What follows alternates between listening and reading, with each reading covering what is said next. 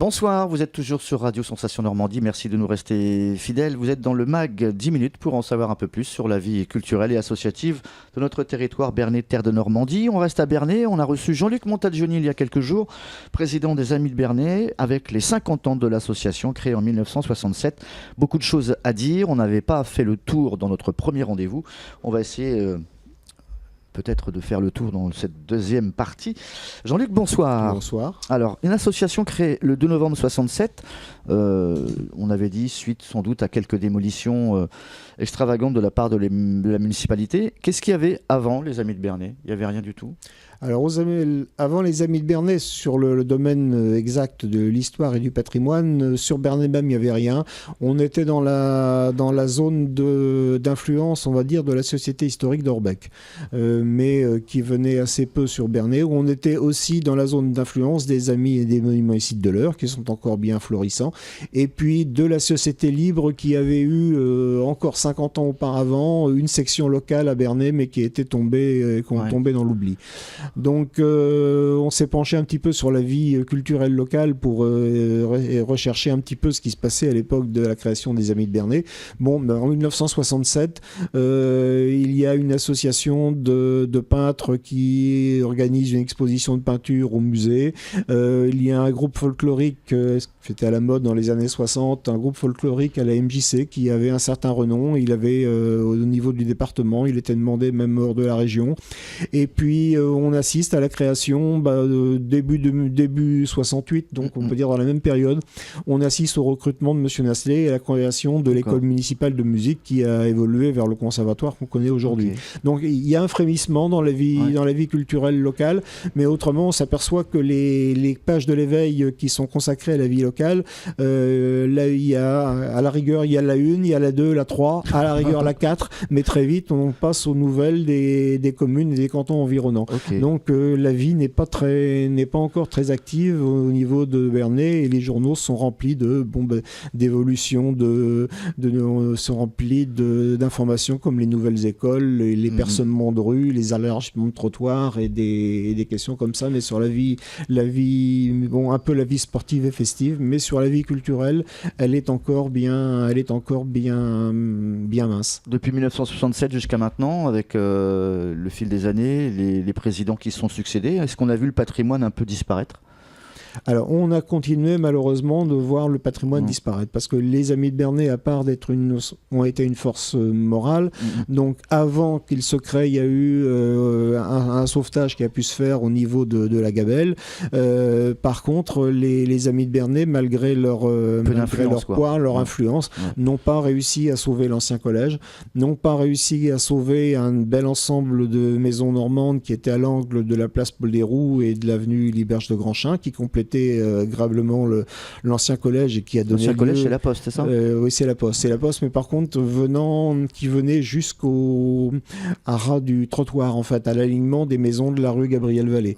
Donc on avait une parfaite continuité des façades depuis la première maison en briques de la rue Gabriel Vallée jusqu'à l'angle de l'actuelle rue Liberge de Granchin.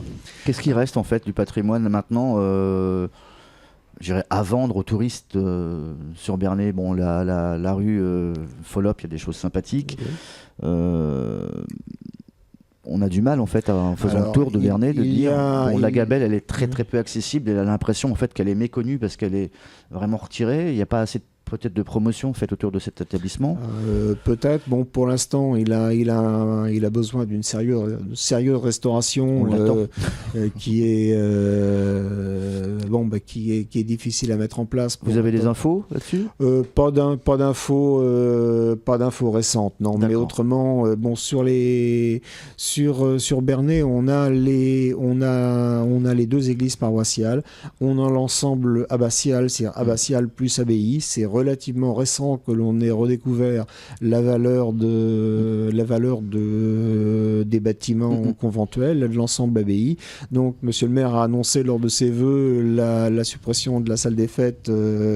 C'est quelque chose que les Amis de Bernay ont appelé de leur vœu depuis 50 ans, mais je vais avouer que c'était un petit peu sans trop y croire, parce que c'était tellement énorme que il fallait construire une autre salle des fêtes ailleurs. Bon, là, on était un petit petit peu surpris que ça prenne corps à horizon relativement proche, puisque il y a eu l'effort de fait sur le Piaf, qui est quand même un équipement du même festif. Est-ce que c'est pas un regret d'avoir détruit entre guillemets le Piaf pour en faire un nouveau? Est-ce qu'on n'aurait pas pu faire un théâtre ailleurs et laisser peut-être le monument tel qu'il était? Oh, le monument, c'est peut-être un bien grand mot. Bon, au départ, c'est un gymnase à l'Olin, exactement, qui devait plus ou moins dépendre de l'école qui allait s'appeler Jules Ferry à côté. Quelle année, en fait? Fin 19e. L'année, je l'ai plus en tête, mais fin 19e. Bon, après, gymnase à l'Olin. Le Lin n'a plus été vendu en halle. Il a évolué vers un théâtre. Bon, à l'intérieur de Patrimonial, il y a son fronton. Et puis, il y avait peut-être les équipements, le balcon, qui était un peu style des années 30 à l'intérieur. Mais après, c'était pénalisant pour la capacité de la salle de conserver ça. Bon, après, il y a des choses, je suppose qu'il a été photographié, comme la fresque de Grège qui est à l'intérieur. Il a été conservé, mais après, il fallait que cet hôtel Est-ce qu'on a du patrimoine caché à Bernay? Est-ce que les gens, des propriétaires, etc., ont derrière leur porte? On a du patrimoine caché, on en aperçoit quelques-uns.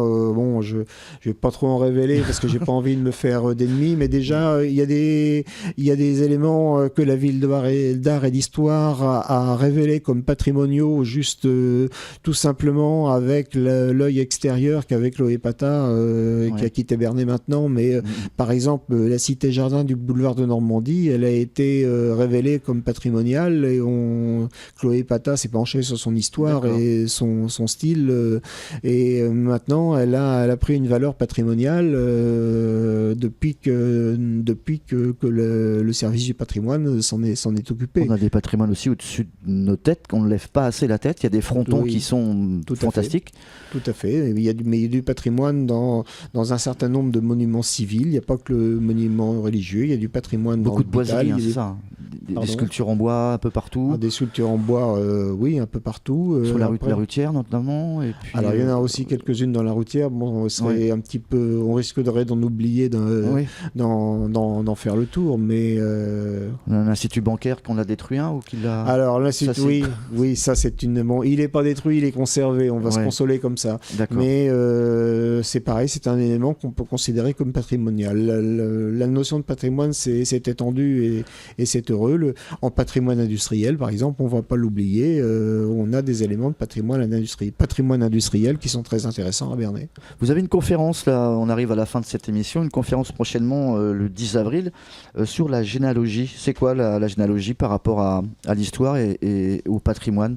Alors là, c'est tout simple. J'ai sollicité Yvonne et Daniel Salé parce que dans des discussions, dans des réunions de travail, discussions informelles, il arrivait qu'on se pose une question de où trouver une information sur un élément historique, et eux qui pratiquent la généalogie ont l'habitude de manipuler des sources comme les recensements, comme bien sûr l'état civil ou les registres de catholicité, mais aussi les recensements, les registres des hypothèques, les registres des patentes.